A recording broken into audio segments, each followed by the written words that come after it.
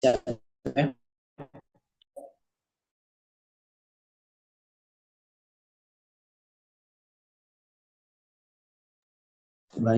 Bismillahirrahmanirrahim. Assalamualaikum warahmatullahi wabarakatuh.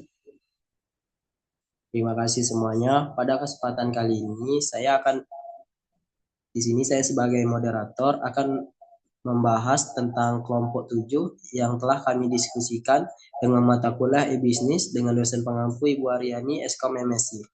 Dan adapun anggota kelompok kami. Nah, anggota kelompok kami berisikan 4 orang dengan yang pertama saya sendiri Aldiansah dengan NIM F1 S1222103. Yang kedua ada M Azikri Parhan dengan NIM F1 S1 22143. Yang ketiga ada M Muzainur Rahman dengan NIM F1 S1 22153. Yang keempat ada Taufik Hidayat dengan NIM F1 S1 22207. Selanjutnya. Nah, pada kesempatan kali ini kami akan membahas tentang chapter 12 hingga chapter 14. Yang pertama akan dibacakan yaitu chapter 12 dengan judul besar yaitu beralih dari e-commerce berkabel ke e-commerce seluler dan u-commerce. Oke, lanjut.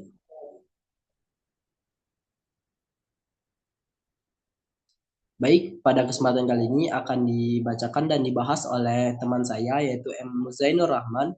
Kepada M. Zainur Rahman dipersilakan untuk membaca. Terima kasih. Baik, terima kasih moderator.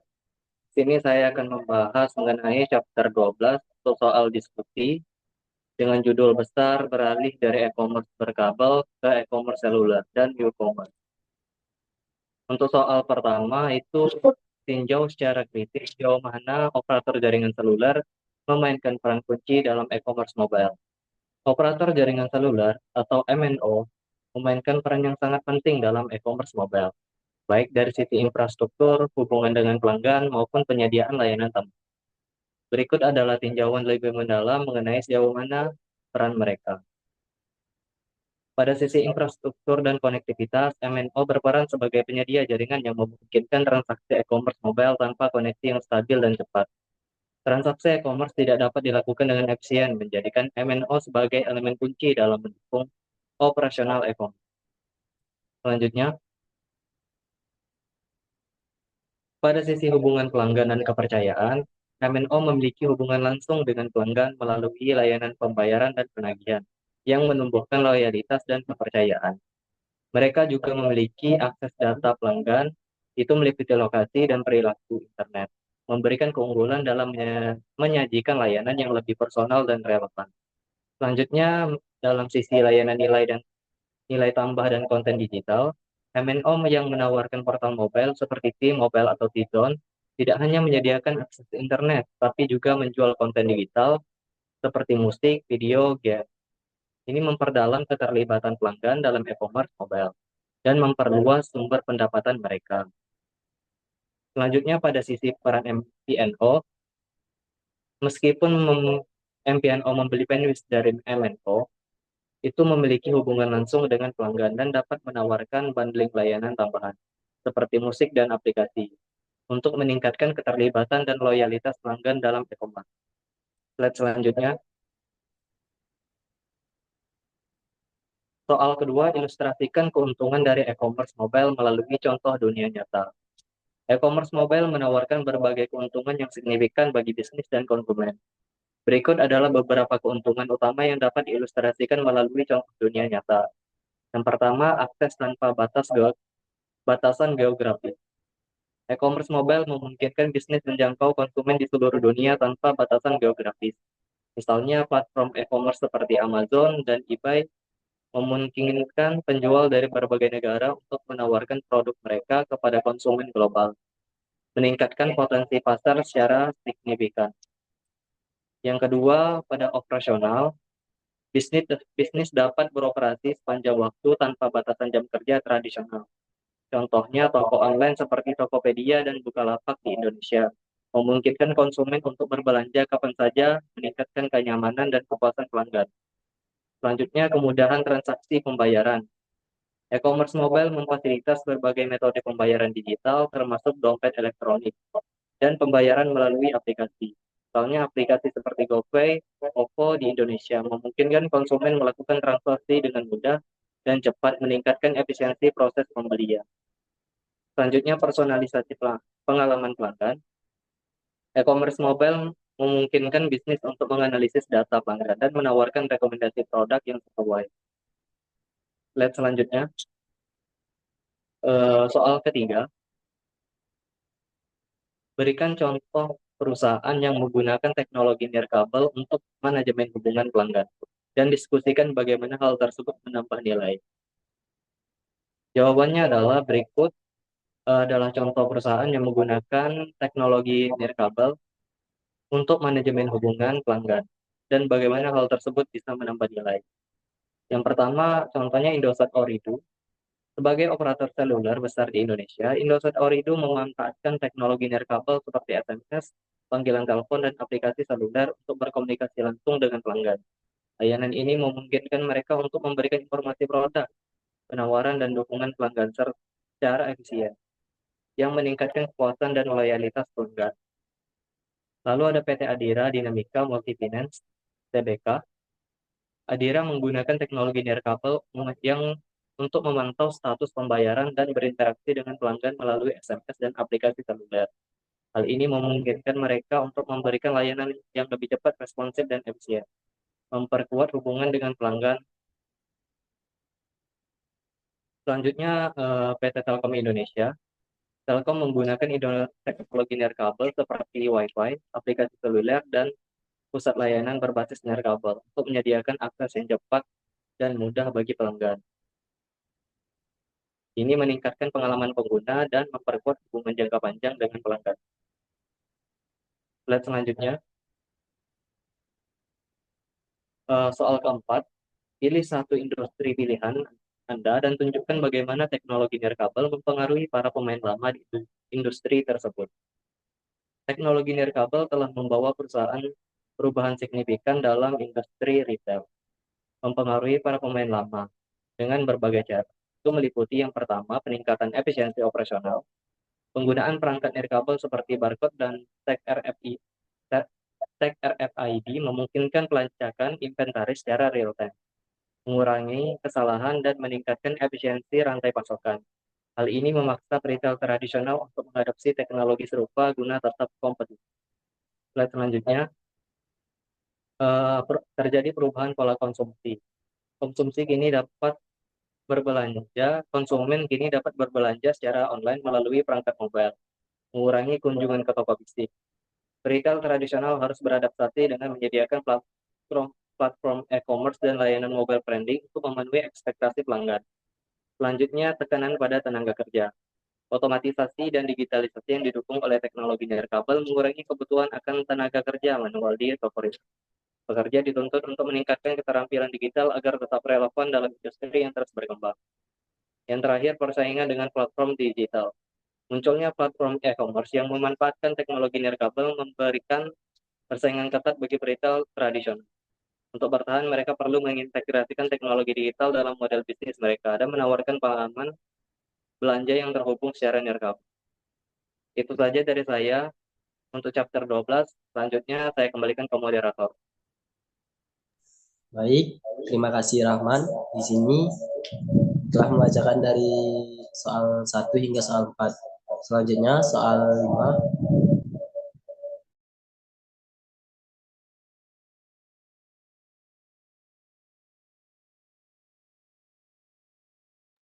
Oke, pada soal 5 yaitu refleksikan bagaimana perusahaan saat ini mengelola tantangan e-commerce mobile. Perusahaan saat ini menghadapi berbagai tantangan dalam mengelola e-commerce mobile, terutama dengan meningkatnya penggunaan perangkat mobile untuk belanja online. Beberapa tantangan utama yang dihadapi oleh perusahaan dalam mengelola e-commerce mobile antara lain. Pertama, pengalaman pengguna yang optimal atau user experience. Salah satu tantangan terbesar adalah menciptakan pengalaman pengguna yang optimal pada perangkat mobile. Desain antara muka pengguna, UI, dan pengalaman pengguna UI harus disesuaikan dengan ukuran layar kecil dan interaksi sentuhan. Perusahaan perlu memastikan bahwa situs web atau aplikasi mobile mereka mudah dinavigasi, cepat dimuat, dan menyediakan proses checkout yang sederhana. Oke, lanjut.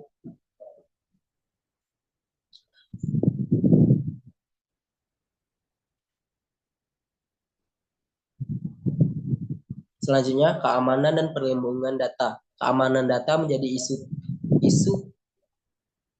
isu kritis dalam e-commerce mobile karena transaksi dilakukan melalui perangkat yang rentan terhadap ancaman seperti peretasan dan pencurian data.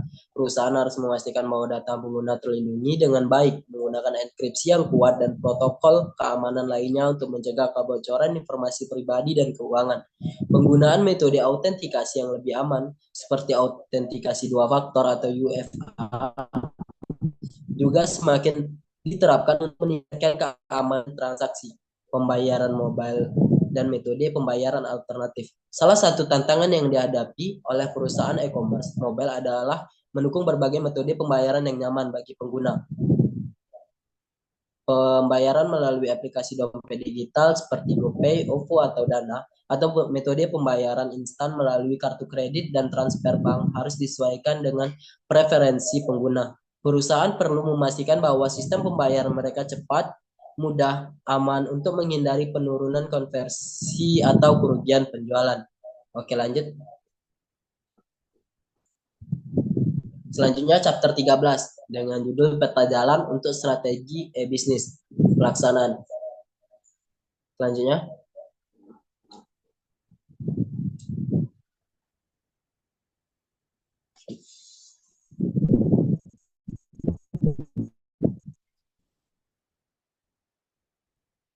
Soal pertama yaitu ilustrasikan 9 langkah peta jalan formulasi strategi e-bisnis melalui contoh dunia nyata yang Anda kenal. Contoh e-bisnis Tokopedia di Indonesia. Instation Tokopedia lahir untuk menyelesaikan masalah akses pasar yang terbatas bagi UMKM. Situational analisis kondisi pasar di Indonesia menunjukkan banyak UMKM tetapi belum go digital. Selanjutnya vision and mission menyediakan platform belanja online yang menghubungkan penjual dan pembeli di seluruh Indonesia. Objectives meningkatkan jumlah transaksi, mendorong adopsi digital, dan memberdayakan UMKM. Selanjutnya e-business strategi mengembangkan marketplace berbasis teknologi yang mudah digunakan. Selanjutnya slide selanjutnya.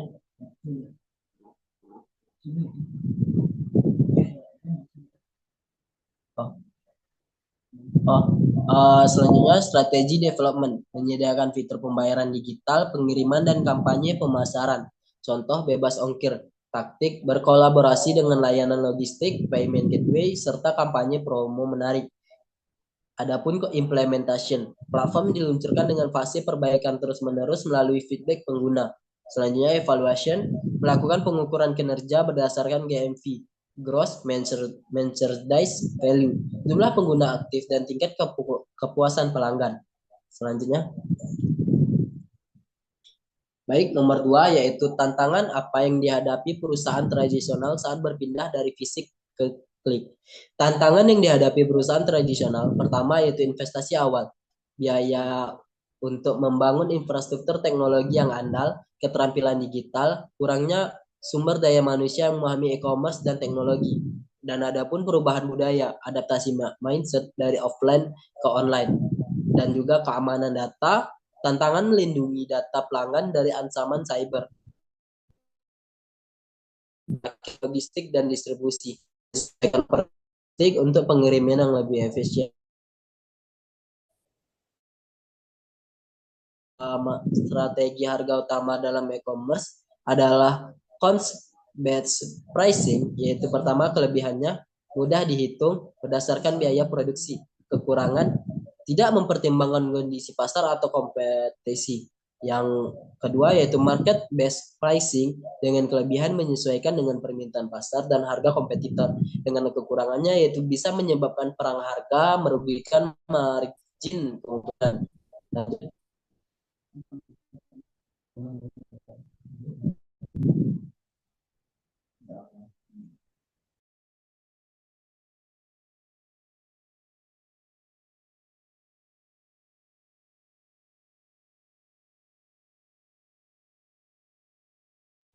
Oke, lanjut.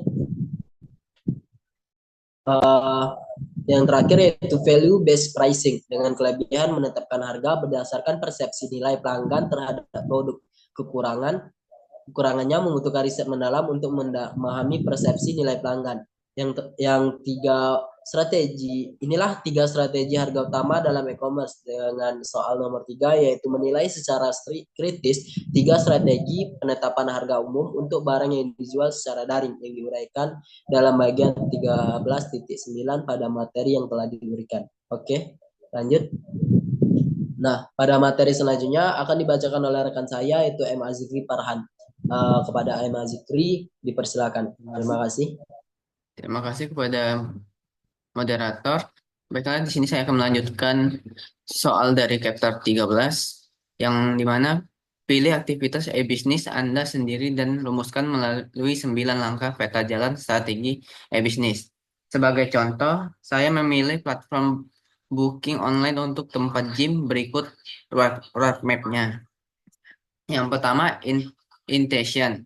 Banyak gym belum memiliki sistem reservasi yang terorganisir untuk member.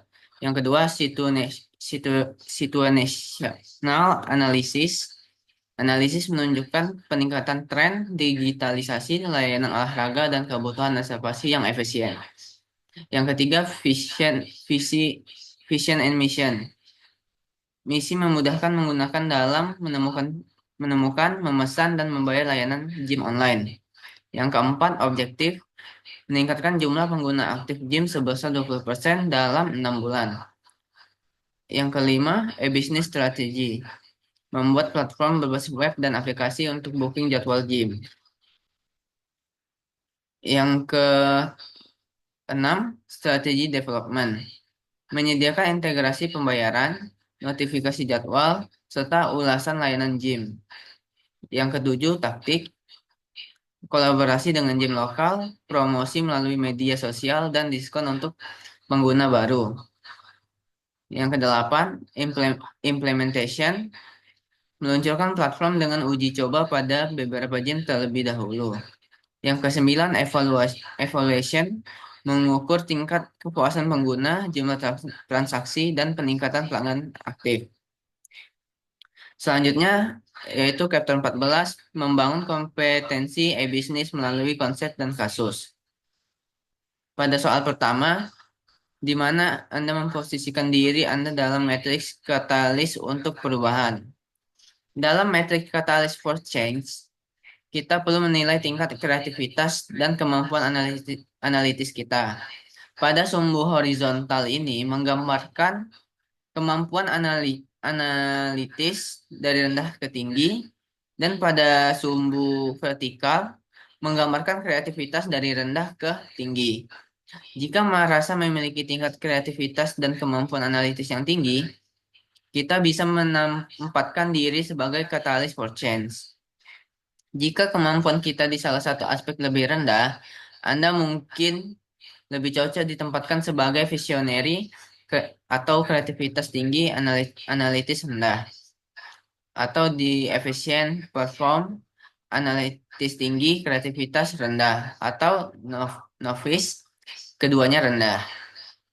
Selanjutnya, jadi jika saya menilai diri saya sendiri, saya merasa nilai tingkat analisa saya cukup baik, sedangkan tingkat kreativitas saya rendah, sehingga dalam metrik tersebut saya dapat dikategorikan sebagai kelompok efisien perform, yang mana masih butuh peningkatan kemampuan kreativitas untuk menempatkan diri sebagai katalis for change. Selanjutnya, soal kedua, diskusikan penilaian Anda di atas dengan kelompok. Dalam umpan balik mereka, di bidang mana Anda harus meningkatkan kemampuan Anda.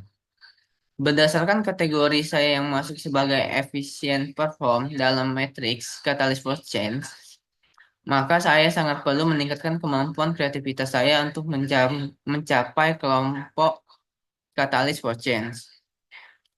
Selanjutnya, soal ketiga, bahaslah bagaimana studi kasus dapat membantu Anda mengembangkan strategi kreatif.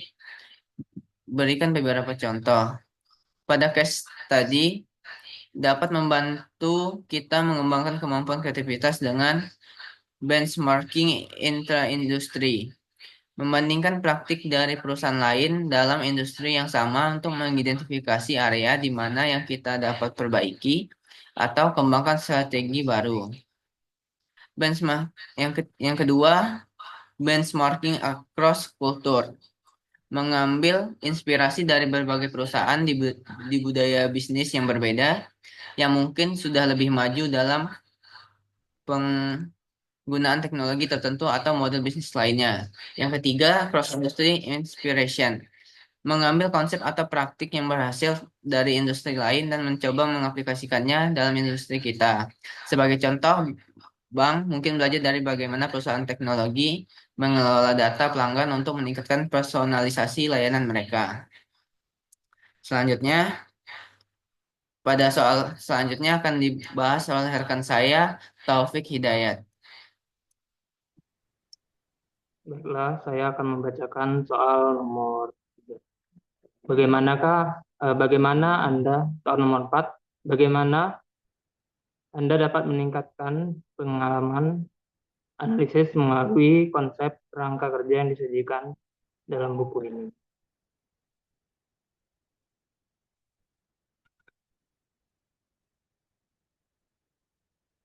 Soal nomor 4, apakah selalu masuk akal untuk mencoba mendapatkan pemahaman yang luas tentang suatu masalah sebelum membahas masalah yang lebih rinci? Masalah apa yang Anda ramalkan dengan pendekatan ini? Menurut kami, iya. Mencoba mendapatkan pemahaman yang luas tentang masalah sebelum menyelami detail dapat membantu memastikan bahwa semua elemen penting dipertimbangkan.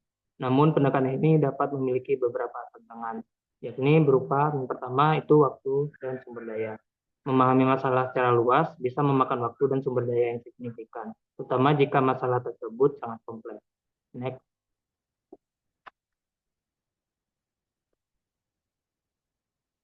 Bagian overwhelming data. Kita akan terlalu banyak informasi yang bisa membuat analisis menjadi tidak fokus dan sulit menentukan prioritas kita. Kemudian bagian decision paralysis. Terlalu banyak variabel yang dipertimbangkan sekaligus bisa menyebabkan kelumpuhan dalam pengambilan keputusan, di mana tim akan merasa sulit untuk membuat langkah yang konkret. Lanjut. Soal nomor 5. Bagaimana Anda dapat meningkatkan pengalaman analisis melalui konsep dan kerangka kerja yang disajikan dalam buku ini? Yang pertama, menggunakan framework yang tepat. Framework yang baik harus dipenuhi dalam 2 syarat: menangkap dimensi yang paling penting dari masalah. Dengan memahami elemen-elemen utama, analisis dapat diarahkan pada area yang benar-benar relevan. Elemen-elemen dalam framework harus saling eksklusif. Hal ini mencegah adanya tumpang tindih informasi yang dapat mengaburkan hasil analisis. Kemudian, meningkatkan fokus pada elemen penting. Tingkat analisis yang disarankan adalah memperdalam analisis pada elemen penting kritis dari masalah. Hal ini dilakukan untuk memastikan bahwa setiap aspek yang penting dianalisis secara rinci dan tidak ada poin penting yang terlewatkan. Kemudian, mengambil inspirasi dari studi kasus. Studi kasus yang disajikan dalam buku ini dapat digunakan sebagai referensi untuk memperluas wawasan analisis. Studi kasus tersebut memungkinkan pertama, benchmarking intra-industri untuk memahami praktik terbaik dalam konteks budaya atau lingkungan. Kemudian, inspirasi lintas industri untuk mengidentifikasi pendekatan kreatif yang mungkin tidak umum dalam industri tertentu. Kemudian, memanfaatkan dimensi kreativitas dan analisis. Kedalaman analisis meningkat ketika kreativitas dan kemampuan analisis digunakan secara bersamaan. Kreativitas membantu menghasilkan ide-ide inovatif, sementara kemampuan analisis memastikan bahwa ide-ide tersebut dapat dievaluasi secara rasional dan objektif. Sekian, dengan nomor 5 tersebut, kami kembalikan kepada moderator. Baik, terima kasih kepada rekan-rekan saya yang telah mempresentasikan hasil diskusi dari kelompok kami, yaitu semuanya telah diskusikan dengan baik dan dibacakan dengan baik oleh teman-teman saya. Di sini kami dari kelompok 7 dengan mata kuliah e-bisnis pamit undur diri. Terima kasih semua. Thank you.